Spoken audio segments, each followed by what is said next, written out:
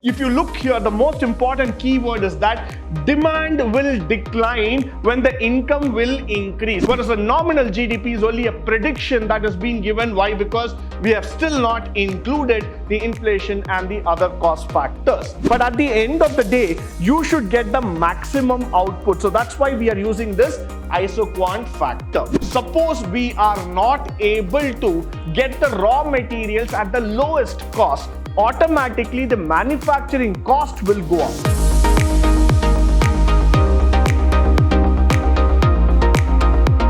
Good morning and welcome to the session for second PUC Economics model question paper solving for the year 2021-2022, where we are going to solve how the second PUC economics paper has to be taken forward. So just moving forward, this is the model question paper for today. Just have a look at the model question paper starting from the section A, which is more about the one-word question, starting with your choose the correct answer, where you have 5 questions, starting with your next level where we talk about the fill in the blanks, which will have any 5 which you have to choose. So you have a set of questions coming up here, followed by the match the following and answer the question in one word or sentence. So here you are going to get a 20 marks in part A, followed by part B, 9 into 2, 18. Of course, you have quite an amount of choice that has been given by the second PUC board. So definitely, if you have paid attention and you can do it well, this 18 marks belongs to you. You know that for a 2 marks, all you have to write just 4 sentences in all very simple and straightforward questions. Moving on to part C, where we're going to talk about the 4 markers question, 7 into 4, 28, a major chunk of marks coming in there, but then still you have a huge amount of choice that has been given to you. All you have to write 7 questions from the given set of options. Again, if you look in here, this has been very systematically prepared and taken up from all the chapters, starting from the microeconomics to that of macroeconomics. So you can see that the first 6 questions are going to come from the micro, followed by the macroeconomics. Now moving on to part D, that's about a 24 marks. But then you know that this 24 marks are important for us because each one of them are going to carry some weightage here. Definitely, you just have to write 4 questions out of the given option. Each question is going to carry a 24 mark. And then we see that there is a problem that is also included in question number 52, where we are going to talk about this, but it's a very simple problem. Nevertheless, if you're not really confident about solving the mathematical problem, you can go with the theory, which will help you to score the marks. And not to forget, coming up for our bonus section, that's the project-oriented question. 2 into 5, 10 marks coming up there. And you can see here the questions that are being given, starting from question number 57, quite a repeated question that we are talking about. 58, where you're going to talk about total revenue, and you're going to talk about marginal revenue and average revenue. The most interesting thing that here we are going to see, you have a question coming up from demonetization, and you have to name the currencies of the few countries. With this, we will move on to the question paper solving session. Let's first start with answer any 5 of the question by choosing the correct answer. I'm not going to choose here, but I'm going to make you choose, which means I'm going to try answering all the questions as far as possible. So let's start the journey right away. The first question on the screen that's coming up, which of the following is an example of microeconomic study? Let's just look at the option. You have a national income, unemployment, foreign trade. Probably these words I have not heard about it much in micro, but definitely on the chapter 2, you would have heard a name called as theory of consumer behavior, and that's the right answer. So just put a tick here. That's the correct answer. Consumer behavior is a study for the microeconomics. Followed by question number 2. The shape of indifference curve. Well, this question, let me tell you, has been repeated n number of times in all the question paper. So no big surprises. Let's get on here. The shape of an indifference curve is normally. Now we need to understand that the curve moves something like this. It's like a half crescent, which means it is convex to the origin. It cannot be concave because concave is the other way around. So convex to the origin is the correct answer here. The next one, the market structure which produces heterogeneous. Look at the catch point here. Homogeneous means it's a monopoly kind of thing that goes into it. But then we're going to talk about a heterogeneous. So automatically the answer should be monopolistic competition. That's what we are looking in here. So you have scored your 3 marks. Congratulations. Let's move on to the 4th question. Now, the 4th question, the year of Great Depression. Of course, I know that the question might sound negative, but a very important question when it comes back to your macroeconomics. The answer here is very simple. Why? We don't have a 2022, definitely not, apart from the war that we have been speaking about, no depressions. But then, the real depression happened in the year 1929. 20 and 89, please avoid. That's not going to be the situation at all. So it was definitely in the year 1929 when America faced the Great Depression. That's the correct answer here. Let's go further. In the standard, currencies are defined in terms of gold. Now, you got the answer already in the question. You don't have to think further at all. Just go straight and tick on option C, gold standard. You got your marks there. Now, let's come on to here. This is going to be even more interesting. You are going to tell the answer in terms of filling it up, but let us go ahead and try to answer each one of the questions. As the income curve increases, the demand curve for normal goods shift definitely on the rightward side. Why? Because you know that the demand is going to be a straightforward factor here. That's what we are going to talk about. SMC curve cuts the ABC curve at a point below, which means the shutdown point is what we have been talking about here. So that's where we are going to talk about the word shutdown point. Why? Because once it cuts it down, that's the end of the organization. Now, the dash is determined at the point where the demand for labor and supply curve. So that's the marginal revenue per labor what we have been talking about. So let's put on to this factor altogether.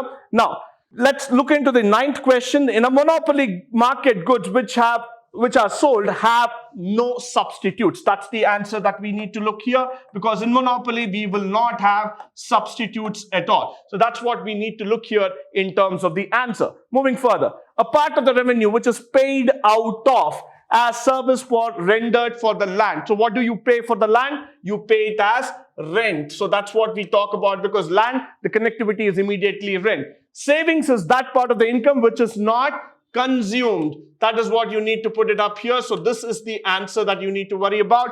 The government may spend an amount equal to revenue it collects. Is that true? Now let's look into it. That's what we call it as your revenue receipts altogether. Now the Bretton Woods conference that took place in the year 1944. So this is revenue receipts, and that will be your Bretton Woods conference which took place in the year 1944 altogether. Now let's just move forward. Now this is going to be even more interesting, where you are going to do the match the following. Market economy. What is market economy all about? Let's try to answer here. It is always run by the private factors altogether. Now, TFC plus TVC is equal to total cost. No doubt about it. Now, let's go here. Perfect competition means you will have perfect information. So, that's the next answer coming up on the board. Now, Adam Smith, he said that there is an operation of invisible hand. So, this would be the right answer there. Now, followed by GDP. All of you know the answer there. Gross domestic product. That's how we finish up this entire match the following. Now let's move further. Now you have all the answers and questions here. This is very, very simple, and we will try answering each one of this 1 mark. Now expand MRS. The answer is marginal rate of substitution. Second one, define marginal revenue. The one extra that we get by an additional input, that's where we are talking about the marginal revenue. The extra revenue that is earned by adding up of an additional input, we call this as marginal revenue. Next one, what is price floor? Price floor means to us the minimum price that is set by the government, beyond which, you cannot just go below that. So that's the lowest price that is being set by the government. So the minimum price that is set by the government is called as your price floor. What is monopoly? Monopoly means that one seller, many buyers. So that means there's going to be only one seller. You cannot have multiple sellers. This is typically a non-competitive market that we are talking about. Followed by, What do you mean by a final good? A final good is a good that is ready for availability of the consumer to consume. So that is the final output that we are talking about. Followed by, what do you mean by autonomous consumption?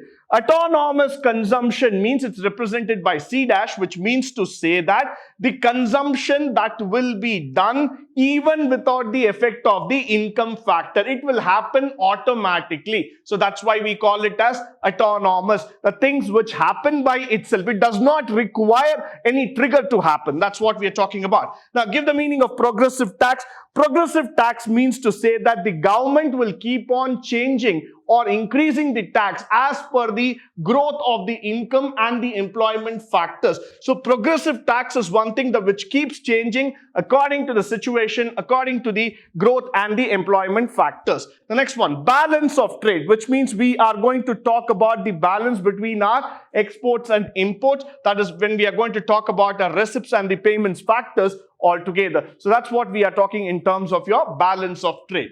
Now, let's move on to the most interesting part here. That's going to be a 2 marks question. You need to answer each maximum in 4 sentences. Let us start with the first question. What do you mean by an inferior good? Give an example. Now, an inferior good is a type of good whose demand declines when the income increases. This is the first line I want you to do in terms of writing in the examination. When you please pay attention here, if you look here, the most important keyword is that demand will decline when the income will increase. So it is an inverse proportional talk that we are talking about here. So it's very, very important. For example, when you look into products like ragi or millets and all those kind of things, these are all the products which we talk about in terms of inferior goods. Now, I don't mean to say the product is inferior. I mean to say that the choice made by the consumer when his income increases, these products, he might consider them to be on the inferior side. So, the key point for us, demand will start on the declining trend when the income increases or vice versa. So, that's where we are going to talk about your factors. Now, the next one, to state the law of demand. Very, very basic question. All of you know about the law of demand. The law of demand states that quantity purchased varies inversely with price. So, price is inversely proportional to that of demand. So, that is what is law of demand. So, what does it state? Other things remaining constant, an increase in price will lead to decrease in demand, or a decrease in demand will lead to the increase in price factor altogether. So they are inversely proportional factor. That's what I would always say, that price and demand are inversely proportional. Followed by, what are long run costs? Now, moment we talk about the word long run, it means to say here a period of time where the factors of production and cost are variable. That's the key word that you need to look in. Whenever you are writing your board examination, please keep in mind about the keywords that have to come into picture. Because when you are looking here, the keyword here is the variability factor. So if you are able to look into the variability factor, that's where the long run comes, and the goal is to produce at the lowest cost. So one side we are talking about the variable, the other side we are talking about the cost factor. So that's where we are giving the answer for the long run cost. The next one, mention the 2 determinants of firm supply. Now, what I would say here is that factors other than price and the price itself. So, I would like to bring in here 2 factors for you. One is called as the technology factor. Now, this is a very, very important factor that we are talking about, followed by the input prices. Now, these are the 2 components that will actually determine the firm's supply curve.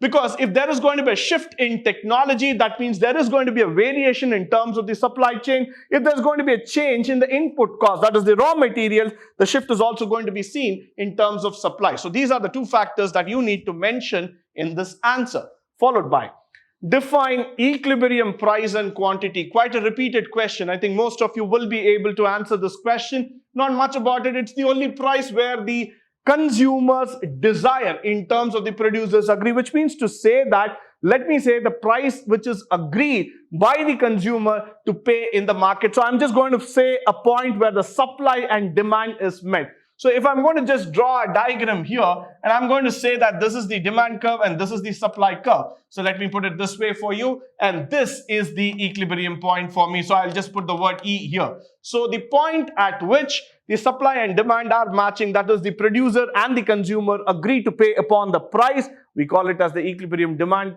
and the equilibrium price quantity altogether. Now let's move further. Meaning of monopolistic competition with an example. Now look at it. Monopolistic, the word is entirely different from monopoly. So please don't look into monopoly. Monopolistic is slightly different. What is monopolistic? It's a market structure where a large number of firms compete with the market share, and they also produce in terms of the similar kind of product. You have a changeable factor. Now, if I have to put you in a very simple way, monopolistic is a kind of competition where you will have many number of sellers selling similar or different kind of products altogether. So monopolistic, what happens here is that there is a kind of a trigger that is being created. There is a kind of characteristics of the products. The pros and cons are available in the market. So it's left to the choice of the consumer how he wants to buy it. Followed by the 4 factors of production: land, labor, capital, and organization. Please keep this in your mind. Very, very important question. Land, labor, capital, and organization. These are the 4 factors of production, which is very, very important from the economic standpoint. The next one, what is a nominal GDP and a real GDP? Now we are moving to macroeconomics. So let's start worrying about it. What is a nominal GDP and a real GDP coming into picture?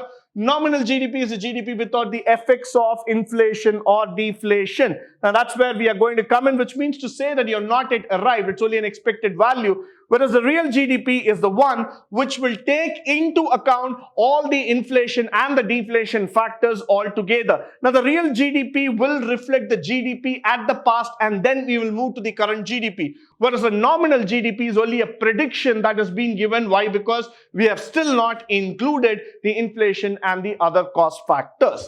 Moving on, give the meaning of CRR and SLR. Now these are 2 words that is coming again from macroeconomics, from your chapter called as money and banking. So please pay some attention here because that's very much important here. CRR, or the cash reserve ratio, is the minimum proportion percentage of bank's deposit to be held in the form of cash. That's very important. So I would say percentage, the minimum percentage of bank's deposit to be held in the form of cash. Now what is an SLR? Statutory liquidity ratio is the minimum percentage of deposit that the bank has to maintain in the form of gold, cash, in form of the approved securities. Now what I'm trying to put here is that if you look into the SLR and CRR, these are 2 factors which are being decided by the RBI, and the banks have to follow this. So this is a percentage of deposits that a bank has to maintain.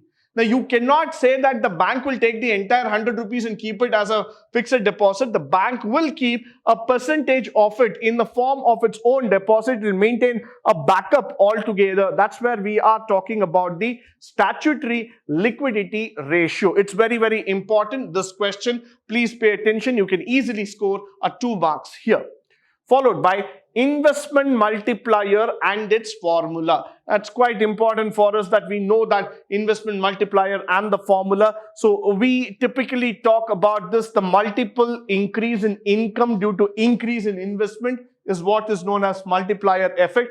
Now it is the ratio of change in income to the change in investment. So now I'm going to compare 2 factors here. Again, this is from macroeconomics. I'm going to talk about the change in income to that of change in investment altogether, and that's where the multiplier effect comes into picture.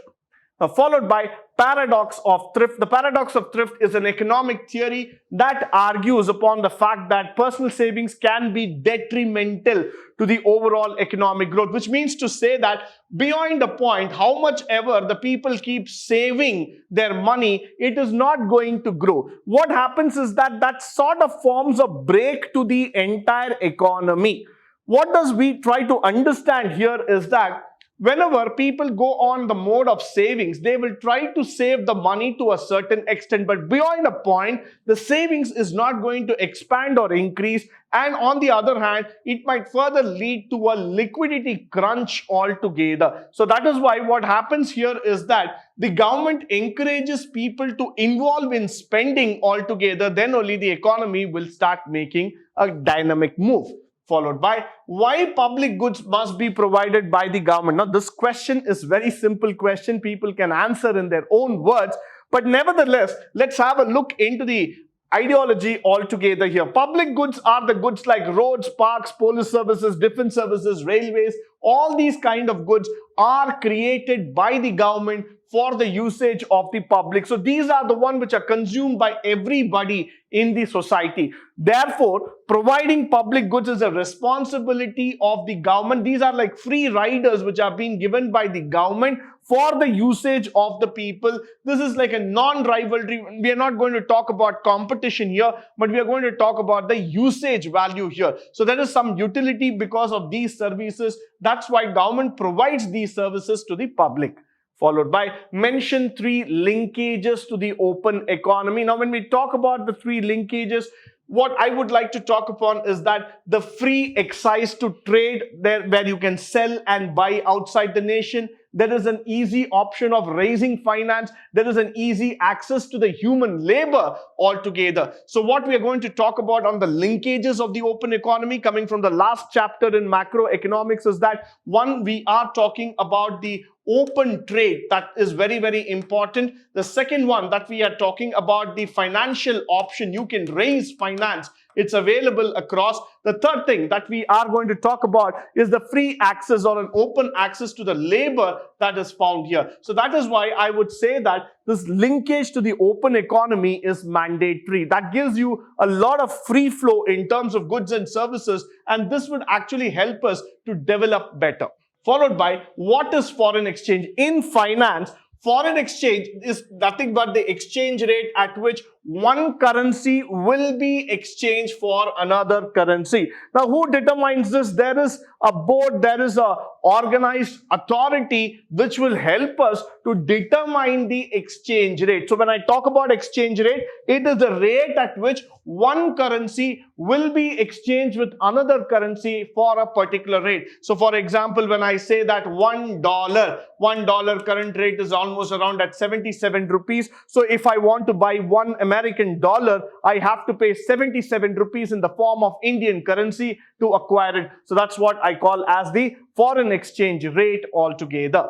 Now moving further, now we come to the big game, to the part C, where it is 7 into 4, 28 marks. Now look into it. Suppose you are trying to be more of a person who wants to take over on the theory questions and you like to write more and score, then part C and part D are the two sectors where you need to spend a lot of time. Now let's start with the part C. Why? Because part C is more of theory. You need to write it and you have to put it in such a way that you will be able to score your complete 4 marks. Starting with the first one, briefly explain how the family firm weaver teacher can use their resources to fulfill their needs in a simple economy. Probably this question is not truly economics. It's a general question. What we are trying to do here is that we are just trying to ask you about how these people form a part of the circular economy or a simple economy altogether.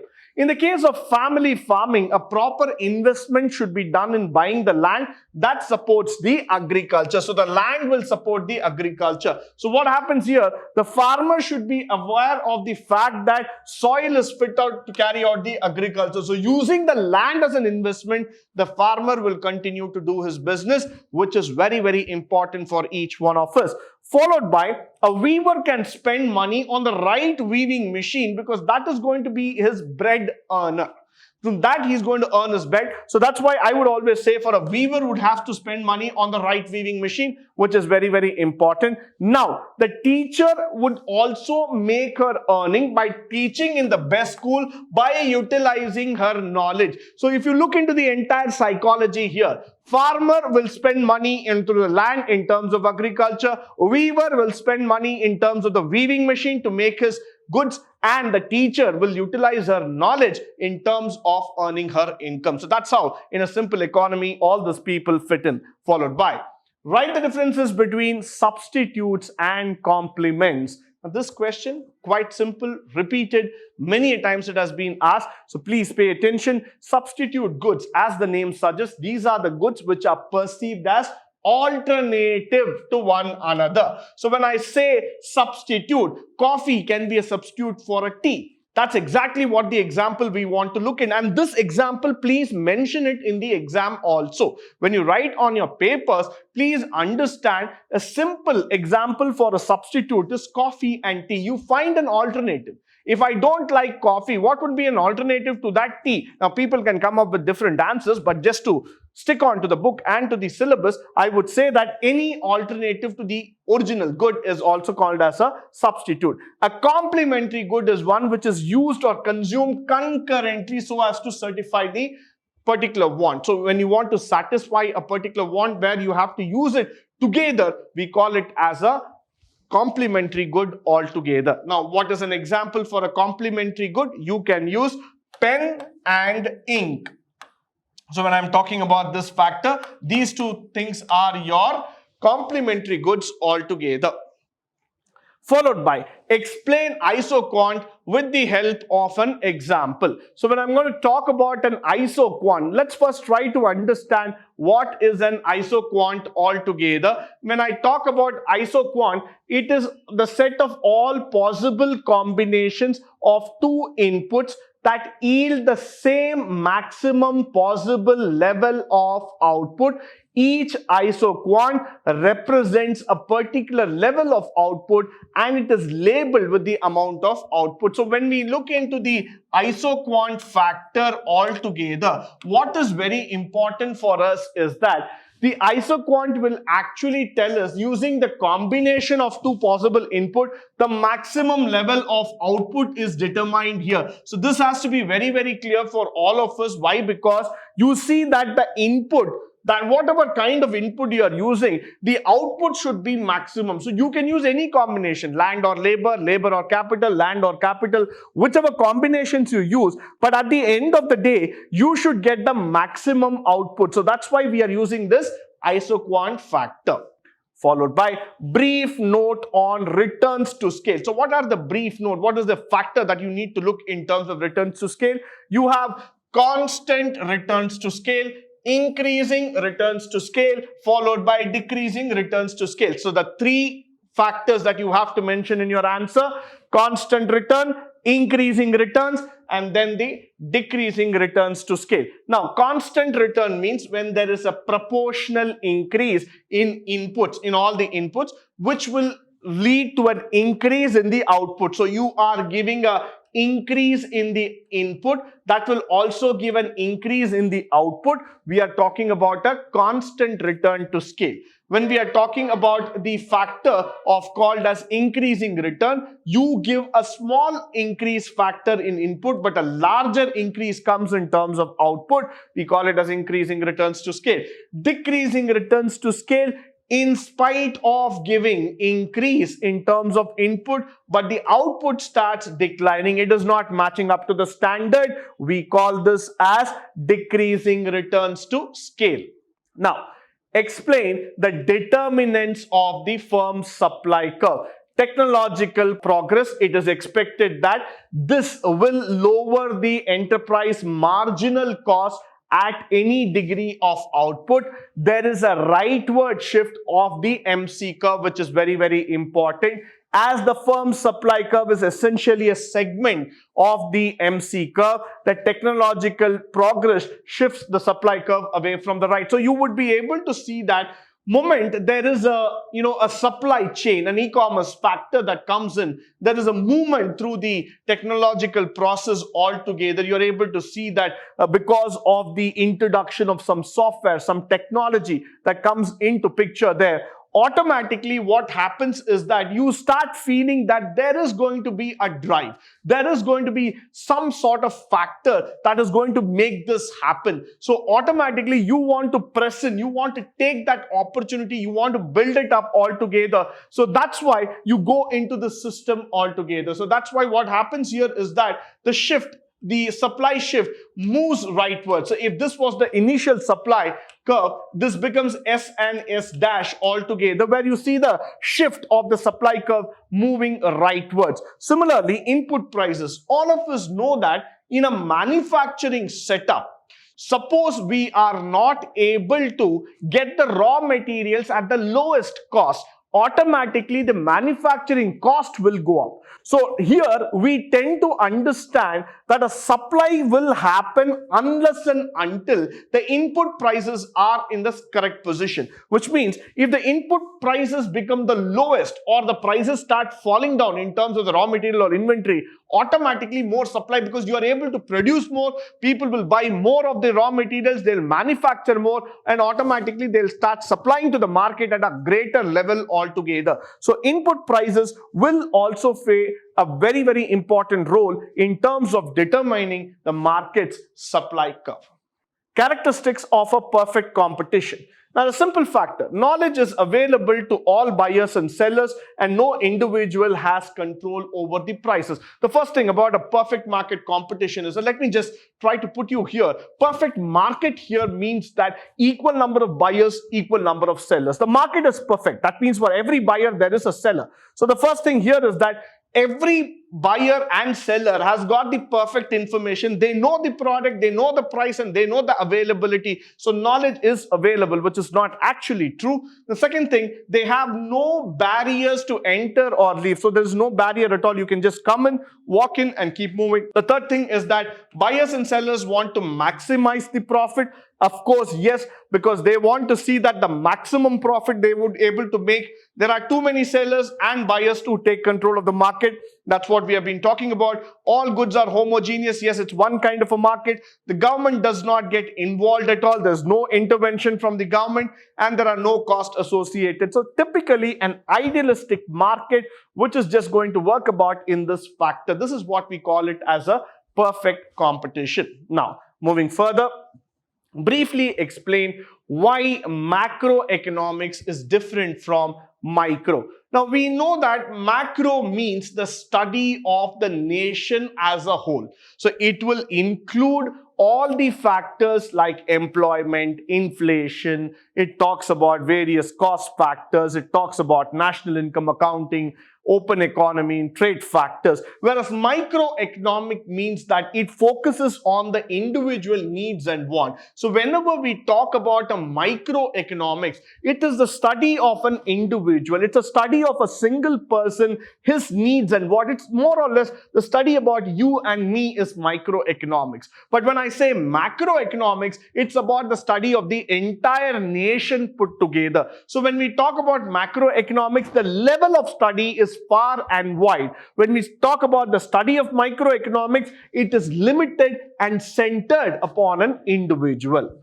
Followed by explain the circular flow of economy. The circular flow of economy is quite a common question that has been asked. What does that we are trying to talk about is we are talking about a system where you have a producer at one end, the consumer at the other end, and the flow of goods and services. The producer will produce and sell it to the consumer. The consumer will consume and put it back. That is, he will give the revenue to the producer. So what is happening is that you would see that the flow of good between the producer and consumer is the circular flow of economy. But then it's a very closed circuit.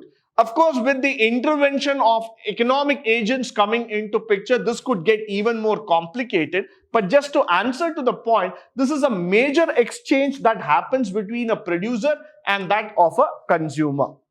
The next one, write a note on externalities. The word itself, please understand the word first before you start answering. Externalities. What does the meaning externality, which means to say that it is either a cost or a benefit caused by a producer that is not financially incurred or received by the producer, which means to say that an externality can be both positive or negative. Let me explain this question with an example to you. Now, for example, we start a chemical dye unit, a manufacturing unit. Now, because of starting that unit, we are going to give jobs to hundreds of people in that particular district or in that particular area. Now, that is a positive effect of starting up a unit because you are generating employment there. But on the other side, the factory is going to produce harmful chemicals and dyes which is going to pollute the environment there. So that is a negative externality that we are talking about. So externality is actually a positive and also a negative effect which has been on the economy part, but we will not be able to count upon it. We are not able to directly account for it. So it involves a social, it involves an economic, and it also involves a financial implication altogether. Followed by the planned accumulation and decumulation of inventories, which is very, very important here. Now, this is a big question. We need to answer it very, very clearly so that we are able to understand it. Now, what is a planned accumulation? Which means it's a change of stock of inventories that occurred in a planned way. Now, for an organization, let us say that we want to build 1,000 units in the next year, which means I have to plan for the inventory. I cannot just go ahead and say that I will do the inventory, I will just rebuild the system, I will just rebuild the economy. If I have to go for a production, I need to plan the accumulation of an inventory in such a way so that I'm able to take forward and I'm able to build upon the production capacity. Now, let's look at the example. Suppose a firm wants to increase the inventory from 200 t-shirts to 400 t-shirts in a given year. Now, what is happening is that the firm has to produce 2,000 plus 200 because expecting sales is 2,000 plus 200, that lands up to here. So that's why it is very, very important for all of us in terms of understanding how we take this economic further. That means we have made it a point that where we will study, where we will increase the inventory based on certain factors. We will try to increase this, we will try to build it, and we will try to take it forward in the next level as far as possible. Now, in the next thing that we are going to talk about is give the meaning of aggregate demand. How can it be attained graphically? Of course, the graph we can be able to draw it on our own, but then what we are going to see here is that the final demand, that's the total demand of final goods and services given at a specific time. Now, that is very, very important. Why? Because it specifies the amount of goods and services that will be purchased at all possible levels. That's very, very important here. This demand for the gross domestic product of the country, it's almost called as the effective demand. So what we are talking about here is the final price at which you will be able to buy the goods and services. That's the effective demand. Now, when you plot the curve on the graph and you will be able to see it, you will see that the demand is actually right. It's a sloping curve downwards. Over a period of time, you will be able to see that the real output that's coming across in terms of how much goods can be purchased for the given price, that is prevailing in the economy today. Followed by write the chart of components of the current account. So we all know that what is the current account components that we are talking about. So on the balance of payments or the balance of imports, exports, plus the earnings of the foreign investments minus the payments to foreign investors, all these factors. There are two major components that we are going to talk about. The capital account that we are going to measure it all across, and the revenue account that is going to be one of the areas which we are going to account for in terms of your goods and services. With this, let's move on to that of the big questions that's coming up, the 4 into 6, 24 markers. This is the 6-mark questions that are coming up in economics. Very important one. But predominantly what we have seen with the board is that they try to repeat the questions again and again selectively from certain chapters. So if you are going to pay attention to those chapters, you will be able to score better. Starting with law of diminishing marginal utility. All of you know this question, repeated n number of times probably, but still one of the most interesting questions to write in a 6 markers. Starting here, according to the law of diminishing marginal utility, the marginal utility of a good diminishes as the individual consumes more units of a good. So as he keeps on consuming, there's going to be a diminishing factor. In other words, consumer takes more units, the extra utility or satisfaction he derives from an extra unit of the goods keeps on following. So it keeps on going down the order altogether. It should be noted very carefully that the marginal utility and not the total utility declines with the increase of consumption. This is the marginal utility that declines and not the total utility factor that we are talking about. The law of diminishing marginal utility means that the total utility increases, but on a decreasing rate, and that's the marginal utility starts coming downwards. This is what you need to write as an answer with the graph that we are going to talk about. You would be able to see a graph which initially goes like this and starts coming down with your marginal utility factor coming in. The next one, features of indifference curve, which we have been very importantly here. So indifference curve is what? It is a graph that shows the combination of two goods that give the consumer equal satisfaction and utility. Underline these two words very carefully. Why? Because that is the key point here. That's what they look in the board also. Equal satisfaction and utility. Each point on an indifferent curve indicates consumer is indifferent between the two and all points given to him at the same utility. So that's also very important here. Graphically, the indifference curve can be shown as a curve that is convex to the origin. It is sloping downwards like this. So this is very important. We also know that the indifference curve cannot intersect. They always slope downwards from the left to right, and they cannot be concave to the origin, which is also very important. And higher the indifference curve, higher will be the level of satisfaction. So these are all the points that you need to talk about in the examination. Followed by the next one where we are talking about the simultaneous shift. So we have both the supply and demand curve that shift rightwards. Yes, that is possible. Now the both supply and the demand curve shifting leftwards. So just have a look here. When I talk about the first one, it's a rightward. So this is your demand curve. Again, there is a shift rightwards. Similarly, there is a supply curve. Again, there is a shift rightwards. So this is the initial demand curve. This is a shift. Similarly, initial supply curve, a shift here. So like this, it can be also on the inward. That is, when it moves inward, then it becomes a leftward factor altogether. And there can be a combination of supply coming inward, demand going rightward, and vice versa. So what are we trying to talk about is that we are trying to talk about the different scenario under which this entire faction happens, which means to say that how things are moving forward in terms of your shift of the demand and supply in a perfect competition scenario.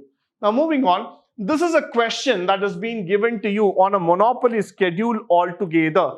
What I would suggest to most of you here is that if you are interested in taking up a problem, please do take it. Or you believe that I can do it by myself in terms of theory, I would suggest that you can take this as an option and leave it. Now what we are trying to do here is that we just have to calculate the price and quantity factors everywhere, because that's what they are asking here when we are going to look into the total revenue and the total cost factor. Now you have seen the total cost is also given. By dividing each one, total cost, by the quantity factor, you can get the average quantity also here. That means the average cost factor. So by using each one of these factors, you will be able to derive the values here. This is a very simple problem. All you have to do for the total revenue, we all know the formula TR is equal to P into Q, and when I'm going to find out the average cost, it is TC divided by the quantity. Using this formula and the schedule given here, you will be able to answer the questions. Followed by macroeconomic identities. So we know what are the macroeconomic identities. We talk about the GDP, we will talk about GNP, and we will talk about NNP. Of course, there are many other factors that's also there, but relevantly, I would say that even if you know these three properly, you will be able to write. So GDP is nothing but when we talk about the measures of aggregate production of goods and services in a domestic given year altogether. And gross national, it refers to all the economic output produced by the nation's normal residents, whether they are located within the national boundary or abroad. Net one is when you subtract GNP minus the depreciation factor. So if you are able to write this much points clearly with an example, with the formulas there if possible, then you will be able to score your full 6 marks.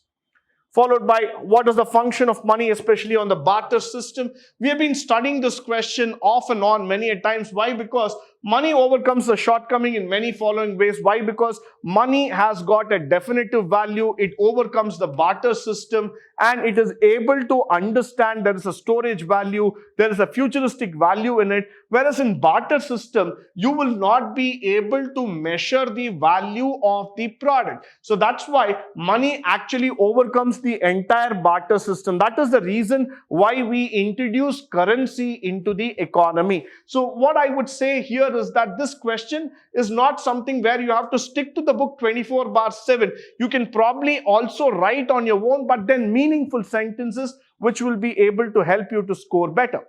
Followed by classification of receipts. We know that revenue receipts and capital receipts. Revenue receipts are the one where you are going to get money. That is, the nation is going to get money by doing some trades, some of the exchange factors altogether. When we are talking about capital receipt, these are all going to talk about the expenditure that has been made by a country. So India as a country is also like an organization which will have its own revenue and expenditure cycle. So measuring upon that, when we talk about the revenue and the capital factors, this comes into picture. So that's why I would always say that you need to talk about the revenue and the capital receipts. The last question that we are going to see here is about the balance of payments, which is also a very interesting question here. The balance of payment record the transaction in goods and services assets between the residents of the country and the rest of the world for a specified period. Yes, that is there. Now, it represents a summation of countries' current demand and supply of claims in foreign currencies. That is also one of the important factors. The two main accounts are the current account and capital account. Current account is the one that we use for trade and transaction. Capital account is the one that we are going to use for the physical expenditure altogether. So what we are talking about as balance of payment is primarily trying to record the transactions in terms of how much is that we have gotten and how much is that we are giving it out altogether.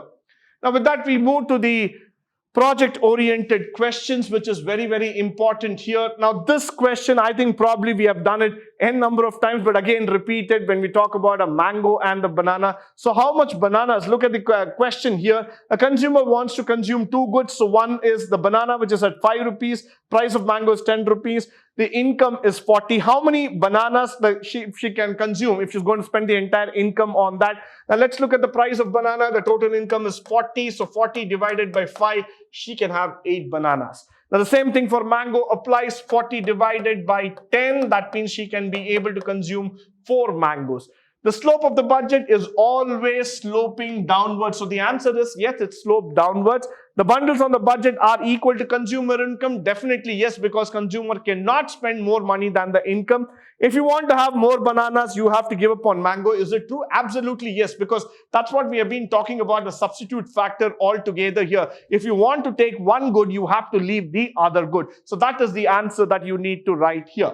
Followed by, now you know the total revenue, average revenue, how to do it, because this is where we are going to talk about it. We all know the TR value that is being given, the total revenue of a good is being given here.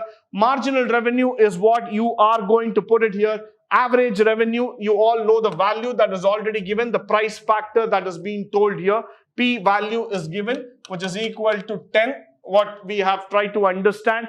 Average revenue, you need to follow this example. AR is equal to TR by P or L, whichever factor that is available here. So you can take price or quantity. Here price is given. So you will be able to come up across those factors there. Now, similarly, what is going to happen here is that to find out the TR factor, you just have to use the formula of P into Q, price into quantity. Now, the price here is 10. So 10 into 0, the answer will be 0 at the first level. 10 into 1 will be 10, 10 into 2 would be 20, 3 is 30, 4 is 40, 5 is 50, 6 is 60. Now, what you have to do here is that when you start looking into MR, you will be just looking into the first factor. You'll be getting a 0, a 10, a 10, and a 10, and a 10. Because how we are going to get this value, you're just going to subtract 60 minus 50, 50 minus 40, 40 minus 30, 30 minus 20, 20 minus 10. So that's how you will get the MR values. Average is also going to be the same, because if you are going to divide it, the first one is 0. 10 divided by 1 is 10. 20 divided by 2 is 10, 30 divided by 3 is 10. So everywhere the answer remains the same value here. So that's what we are talking about in terms of your calculation of this problem. It is a very, very simple one. All you have to just use the formula and get the answers here. Followed by write a note on demonetization. This is a very interesting and general question.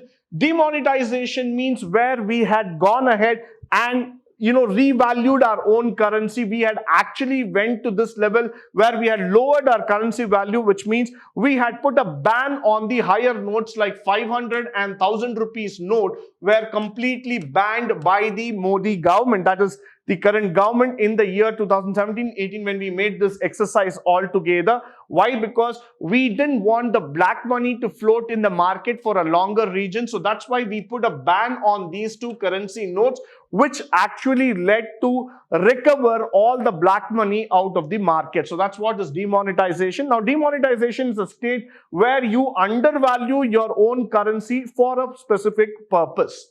Now, the last one. Name the 5 currencies. So you can start here. For USA, the answer is dollar. Now for Germany, the answer would be euro. That is the one as of right now. So you can also mark as the old one, but it is euro. It's the correct answer. Japan, the answer is yen. That is the currency that they follow. Now China, all of us know that it is yuan. That is the currency that is being used. Argentina currency is peso. Argentina's currency is peso. Please make a note of that. UAE would be dirham. So UAE's currency is dirham. Now Bangladesh is called as for taka. So when I talk about Bangladesh, that is taka is the currency for that. Now when I talk about the last one, Russia, which is already in trouble, all of us know about it, which is the current scenario, but nevertheless the currency for that is ruble. So this is the currency that you need to write. You can get your 5 marks, so you can choose any 5. I would suggest the easier one is USA, Germany, Japan and China, which we know about it. So already you've got 4, and you can take UAE also, which is very easy for you to answer this question. You can get your full 5 marks. With this, I come to the conclusion of today's model paper solving. I hope and believe that all the resources that have been shared through this presentation would be of a great help and resource to you. I wish all the students who are going to take up their second PUC board examination on the year 2022 a very grand success, and all the best from my side. Please put in your best efforts, concentration and dedication, and you will be definitely able to score the maximum marks. Thank you once again for joining me today on this wonderful session.